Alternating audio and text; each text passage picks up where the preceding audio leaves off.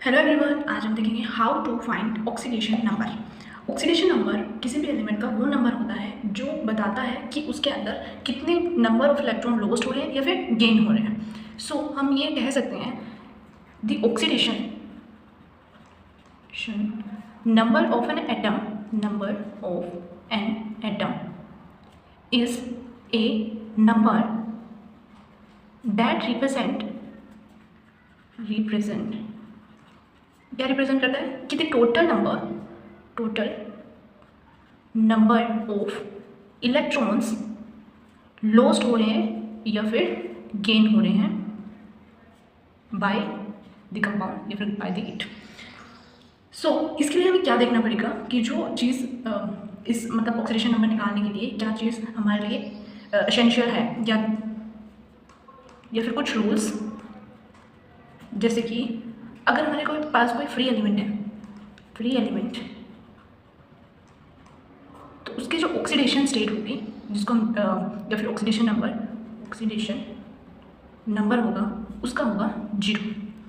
Second, अगर हमारे पास mono atomic ion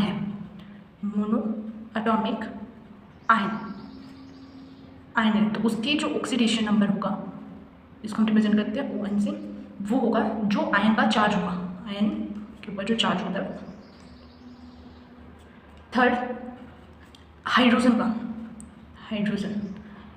का यूजुअली +1 ऑक्सीडेशन स्टेट होती है, और अगर कोई सेकेंड एलिमेंट जो हाइड्रोजन से अटैच है ऑक्सीडेशन नंबर होता है और -1 होती है जब हाइड्रोजन के साथ जो अटैच एलिमेंट है किसी भी कंपाउंड में वो less negative with less electronegative element, तो उसकी ऑक्सीडेशन नंबर होगा वो -1 होगा, अदरवाइज +1 होता है।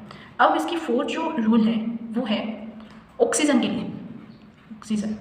ऑक्सीजन आ गया तो यूजुअली उसकी ऑक्सीडेशन नंबर होता है वो +2 होता है, -2 होता है यूजुअली, और अगर वो पर ऑक्साइड में है तो -1 होता है। पर ऑक्साइड के केस में क्या होता है -1 होता है चार्ज।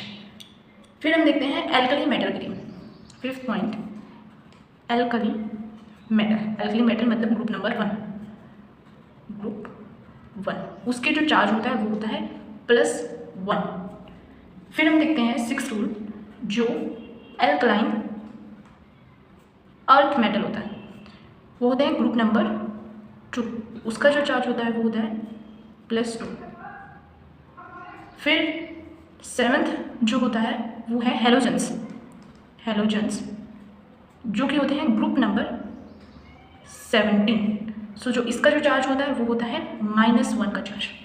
फिर अगर हमारे पास न्यूट्रल कंपाउंड होता है, 8th रूल, न्यूट्रल कंपाउंड, सो उसका चार्ज होता है 0। सो इन रूल्स को लर्न करके हम ऑक्सीडेशन नंबर निकालना देखेंगे किसी भी कंपाउंड में, किसी एटम का। एग्जाम्पल से हम देख लेते हैं। जैसे हमारे पास एग्जाम्पल है HCl, एग्जाम्पल ले लेते हैं HCl। यहाँ पर किसका ऑक्सीडेशन स्टेट निकालना है हमें, हाइड्रोजन का।